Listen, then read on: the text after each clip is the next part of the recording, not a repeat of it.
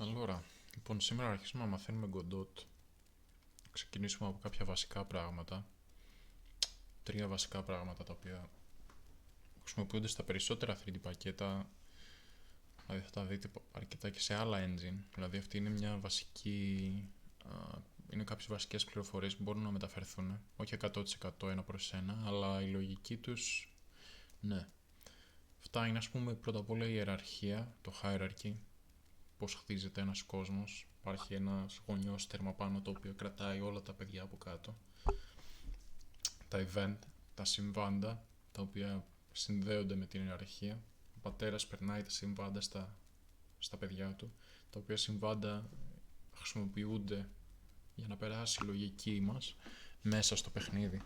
Δηλαδή ένα συμβάν είναι το frame, ο τρόπος που δουλεύουν τα 3D τα γραφικά είναι με frames, δηλαδή περνάνε φωτογραφίες μπροστά από την οθόνη με πολύ γρήγορη συνέχεια. Όταν λέμε, ας πούμε, ότι ένα παιχνίδι τρέχει σε 60 fps, αυτό είναι 60 φωτογραφίες μπροστά από την οθόνη κάθε δευτερόλεπτο. Οπότε μπορούμε να χρησιμοποιήσουμε αυτό το συμβάν, το οποίο θα χτυπήσει 60 φορές θεωρητικά το δευτερόλεπτο, για να περάσουμε οποιαδήποτε λογική μέσα στο παιχνίδι. Έχω κάτι που αναβοσβήνει. Θα περάσω τη λογική αυτή εκεί πέρα μέσα. Όταν περνάει το ένα frame θα το σβήνει, όταν περνάει το άλλο frame θα το ανάβει και αυτό θα δημιουργήσει το effect ότι θα αναβοσβήνει κάτι. Και μετά τρίτο και τελευταίο είναι το inheritance. Το οποίο inheritance είναι ότι παίρνω κάποιες πληροφορίες από τον πρόγονό μου. Δηλαδή το inheritance η μετάφραση του είναι κληρονομιά, λίγο cringy, αλλά είναι μια πληροφορία, έχει οριστεί κάτι και εγώ σαν επόμενη γενιά το παίρνω, μια πληροφορία, οτιδήποτε. Θα βγάλει λίγο λογική κάποια στιγμή, μπορεί να μην βγάζει τώρα. Θα το δούμε. Αλλά να ξεκινήσουμε από την ιεραρχία. Δηλαδή όταν λέμε ιεραρχία είναι πως χτίζεται ολόκληρος ο κόσμος. Όταν λέμε ότι έχω ένα αντικείμενο μέσα στον κόσμο, ο κόσμος και το αντικείμενο υπάρχουν και τα δύο μέσα στην ιεραρχία. Ο κόσμος είναι η κορυφή της ιεραρχίας. Θα είναι πάνω-πάνω. Δηλαδή όπως έχει εδώ το παράδειγμα, ο κόσμος είναι τέρμα πάνω και το κουτί το οποίο υπάρχει μέσα στον κόσμο είναι child του, παιδί του. Και ο κόσμος είναι ο γονιός, είναι parent του κουτιού. Που βοηθάει αυτό? Αυτό πρώτα απ' όλα βοηθάει για να χτιστεί μια λογική συνέχεια μες στο παιχνίδι.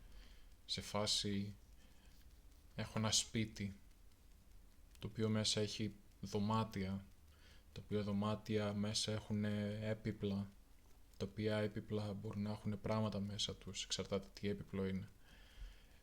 Αυτό βοηθάει πρώτα απ' όλα για οργανωτικούς λόγους, άμα χτίνεις τεράστιες σκηνές, είναι καλό να τα ακολουθάς αυτά. Και δεύτερον, όταν πας να εξερευνήσεις αυτή την ιεραρχία μέσα από τον κώδικα, σου το κάνει επίσης πολύ πιο εύκολο και μπορείς να φτιάξεις κώδικα ο οποίος δουλεύει παντού. Δηλαδή σε φάση έχω έπιπλα στα οποία μέσα θέλω να βάλω κάποια αντικείμενα. Έχω ένα κομμάτι κώδικα το οποίο πάει σε κάθε κτίριο, κοιτάει τα παιδιά του κτηρίου, βρίσκει τα έπιπλα και τα γεμίζει πράγματα. Μετά αυτό μπορεί να βοηθήσει για φτιαχτούν κάποια bug. Ξέρεις που είναι τα έπιπλα. Τα έπιπλα υπάρχουν μέσα στα κτίρια κτλ. Αυτό δίνει κάποιες ιδιότητες τις οποίες μπορούμε να τις χρησιμοποιήσουμε. Σε φάση πρώτο και κυριότερο η όραση, μπορούμε να κρύψουμε κάτι. Όταν κρύβουμε κάτι, όλα τα παιδιά του θα κρυφτούν επίσης. Οπότε τώρα όταν κρύβεται ο κόσμος, κρύβονται και τα παιδιά. Δηλαδή το κουτί θα κρυφτεί. Μπορεί το κουτί να κρυφτεί από μόνο του.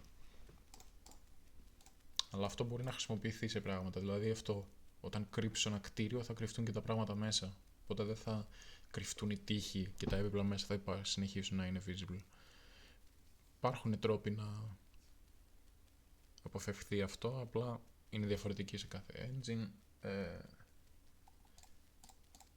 Και όταν φτάσουμε σε εκείνο το σημείο, καλύτερο είναι να χρησιμοποιούμε καν την ιεραρχία. Γιατί αυτό είναι ένα βασικό στοιχείο της ιεραρχίας. Με το δεύτερο κομμάτι του να είναι ότι όλα τα παιδιά ακολουθάνε τον parent. Ή ακόμα καλύτερα, ο parent παίρνει όλα τα παιδιά του μαζί. Όταν κουνήσω τον κόσμο, δηλαδή εγώ αυτή τη στιγμή, θα πάρει μαζί του το κουτί. Μα έχω περισσότερα κουτιά για να φανεί λίγο καλύτερα. Όλα θα κουνηθούν μαζί.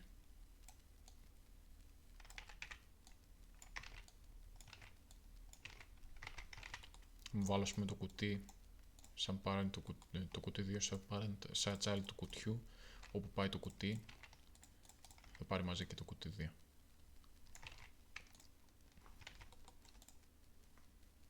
Και αυτό είναι το βασικό της ιεραρχίας. Μπορεί να χρησιμοποιηθεί για πολλά πράγματα και θα τα δούμε και κάποια στιγμή. Αλλά ναι, το επόμενο από αυτό είναι τα event, τα συμβάντα τα οποία δημιουργούνται και μπορούμε να χρησιμοποιήσουμε μέσα στο παιχνίδι για να φέρουμε τα effect τα οποία θέλουμε, να περάσουμε τη λογική μας μέσα τους. Και αυτά τα event, ας πούμε, ένα και κυριότερο, όπως είπαμε, είναι το frame event. Κάθε φορά που θα περνάει ένα frame μπροστά από την οθόνη, έχουμε αυτό το συμβάν το οποίο θα χτυπιέται και μέσω κώδικα μπορούμε να το χρησιμοποιήσουμε. Να δούμε ένα παράδειγμα, ας πούμε, μου δημιουργήσω ένα σκριπτάκι εδώ πέρα. Εδώ πέρα μας ξεκινάει. Αυτό είναι όπως φαίνεται ένα script όταν φτιάχνεται. Δηλαδή δεν τα έχω βάλει εγώ αυτά. Αυτά είναι δύο βασικά event. Το ready είναι ένα event το οποίο χτυπιέται όταν ξεκινάει το παιχνίδι. Όταν ξεκινήσει το παιχνίδι για πρώτη φορά, θα πεταχτεί ένα event εδώ πέρα. Μπορούμε να το δούμε. Θα γράψω, ας πούμε, εδώ πέρα print. Εδώ πέρα τώρα αυτό είναι ένα print, ένα function. Θα το δούμε τι είναι για αυτά. Όταν καλεστεί αυτό εδώ πέρα το event, θα γίνει αυτό εδώ πέρα το πράγμα. Το οποίο αυτό το πράγμα τι είναι? Εδώ πέρα στην κονσόλα μου, αυτό εδώ πέρα το αντικείμενο θα κάτσει και θα γράψει το όνομά του. Το οποίο όνομά του τι είναι? Κουτί. Οπότε εγώ με το που ξεκινήσω το παιχνίδι τώρα θα πρέπει να δω εδώ πέρα να γράφει κουτί. Κουτί. Άμα το πάρω αυτό το σκριπτάκι και το βάλω, ας πούμε, στο κάθε κουτί, το κάθε κουτί έγραψε το όνομά του. Και βλέπουμε επίσης και τη συνεχεία εδώ πέρα. Το ready δουλεύει διαφορετικά από το process, δηλαδή ότι πηγαίνει από κάτω προς τα πάνω. Δηλαδή εδώ πέρα χτυπήθηκε πρώτα το κουτί 2, μετά πήγε στο γωνιό του και μετά πήγε κάτω. Οπότε άμα όλα αυτά ήταν εν συνεχεία έτσι, τώρα θα χτυπηθούν κουτί 3, κουτί 2, κουτί. Επίσης ένα feature το οποίο μπορούμε να χρησιμοποιήσουμε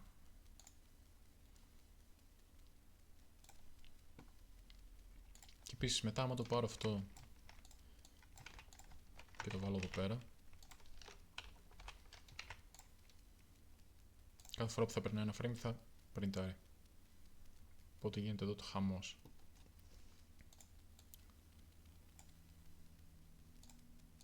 Κάθε φορά που το καθαρίζω ξαναβγαίνει, γιατί αυτό είναι. Αυτή τη στιγμή δεν είμαι σίγουρος με πόσα FPS τρέχει το παιχνίδι, αλλά κάθε φορά που περνάει ένα frame μπροστά από την οθόνη και το παιχνίδι τρέχει, βαράει και αυτό το event το οποίο πριντάρει.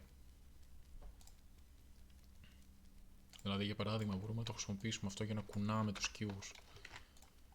Να τους βγάλω από την ιεραρχία για να είναι ο καθένας μόνος του. Δηλαδή αυτό το σκριπτάκι αυτή τη στιγμή βρίσκεται στον κάθε έναν κύβο. Οπότε μπορώ να πάω και να χρησιμοποιήσω αυτό εδώ πέρα το function, το οποίο μου ζητάει προς τα που θέλω να το κουνήσω. Ο τρόπος που κουνάς πράγματα στο 3D space είναι χρησιμοποιώντας vector, το οποίο είναι ένας τριπλός αριθμός. Ενώ σου λέει τι είναι από αριστερά προς τα δεξιά, οι συντεταγμένες του, το πάνω κάτω και το μπροστά πίσω.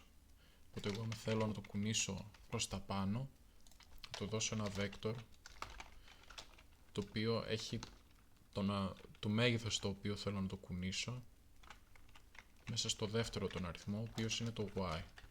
Το y είναι το ύψος, δηλαδή εγώ άμα προσθέσω έναν αριθμό εδώ πέρα, αυτό θα πάει προς τα πάνω.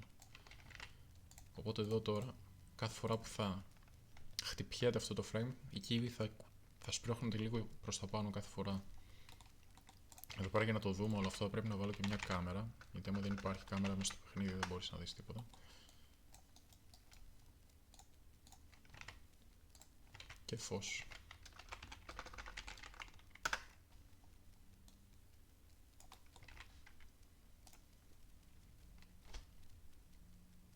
Κάθε frame που περνάει θα σπρώχνει λίγο προς τα πάνω. Άλλο ένα τελευταίο event το οποίο είναι πολύ χρήσιμο, input. Το input είναι κάθε φορά που υπάρχει κάποιο input μέσα στο παιχνίδι, αυτό το event καλείται. Το input είναι τα πάντα, από το πατάω ένα κουμπί, από το κουνάω τη ροδέλα από το ποντίκι, από το κουνάω το ποντίκι το ίδιο μέσα στο παράθυρο. Οπότε εγώ άμα τώρα κάνω αυτό εδώ πέρα, κάθε φορά που θα υπάρχει ένα input μέσα στο παιχνίδι θα κουνιούνται προς τα πάνω. Οπότε βάζω το ποντίκι μέσα και το κουνάω πάνω προς τα πάνω. Το τάνω κουμπί πηγαίνει προς τα πάνω. Αυτό επίσης είναι, έτσι θα έβαζε τη λογική του χαρακτήρα μέσα στο παιχνίδι. Δηλαδή πατάω το W, ο χαρακτήρας πηγαίνει μπροστά. Εδώ πέρα μέσα θα χτιζόταν αυτό. Δηλαδή πατάω μπροστά. Translate κατά μπροστά, δηλαδή θα ήταν κάτι τέτοιο. Γιατί εδώ, όπως είπαμε, ο τρίτος αριθμός είναι το μπροστά πίσω. Αν θέλω να κουνήσω αυτόν εδώ πέρα το κύβο μπροστά πίσω, κάνω αυτό. Θετικές τιμές το πηγαίνει προς τα μπροστά, άμα βάλω αρνητικές τιμές το πηγαίνει προς τα πίσω. Το ίδιο και με το πάνω κάτω. Άμα βάλω θετικές τιμές πάει προς τα πάνω, άμα βάλω αρνητικές πάει προς τα κάτω. Και το αριστερά-δεξιά είναι αριστερά πηγαίνει θετικές, αρνητικές πάει δεξιά. Και έτσι χτίζεται η βασική λογική ενός παιχνιδιού, δηλαδή χρησιμοποιώντας όλα αυτά τα event τα οποία χτυπιούνται σε διάφορες στιγμές μέσα στο παιχνίδι, είτε όταν τις θέλουμε είτε κουλουπού, συμβαίνουν πράγματα. Και τελευταίο είναι το inheritance. Το inheritance τι είναι? Το inheritance είναι κάποιες πληροφορίες που παίρνω από κάποιο πρόγονό μου. Όταν ανοίγουμε εδώ πέρα και προσπαθούμε να... Εδώ είναι που σπονάρει στα διάφορα node. Είναι ο τρόπος που λειτουργεί το Godot. Δηλαδή ένα αντικείμενο μέσα στον κόσμο είναι ένα node, έτσι το ορίζει το Godot.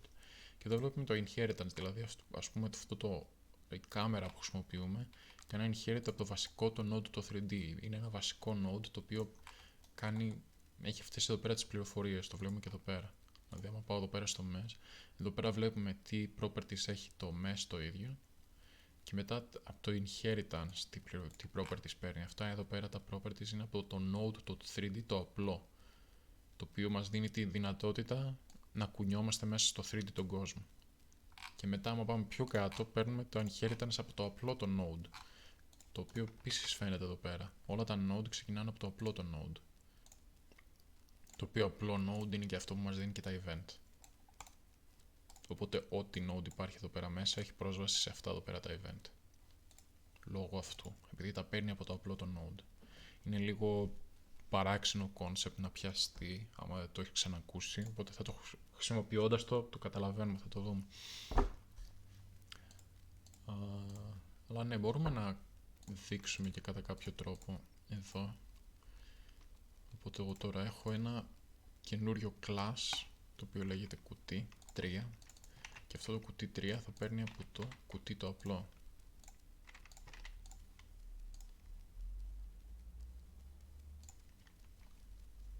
Αυτή τη στιγμή αυτό εδώ το script, μπορούμε να το πετάξουμε αυτά. Λοιπόν, εδώ το script από το κουτί 2, από το κουτί 3, είναι αυτό εδώ πέρα, δεν έχει τίποτα μέσα, δεν συμβαίνει τίποτα. Και αυτό το script είναι το αρχικό που γράψαμε, το οποίο κάνει translate προς τα μπροστά. Ήταν προς τα πάνω, τώρα κάνει προς τα μπροστά. Το βάλω πάλι προς τα πάνω γιατί είναι πιο εύκολο να φανεί. Οπότε τώρα θεωρητικά δεν θα έπρεπε αυτό το κουτί να πηγαίνει προς τα πάνω, αλλά άμα το κάνουμε θα δούμε ότι θα πηγαίνει.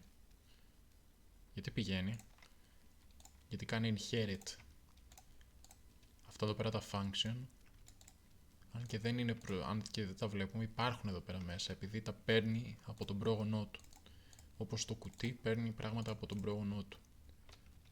Ο λόγος που υπάρχει αυτό το translate το function μέσα εδώ πέρα σε αυτό το κουτί είναι επειδή το παίρνει από δεν το παίρνει από το mesh instance, το παίρνει από το πρόγονο του mesh instance, το οποίο είναι το βασικό το node του 3D.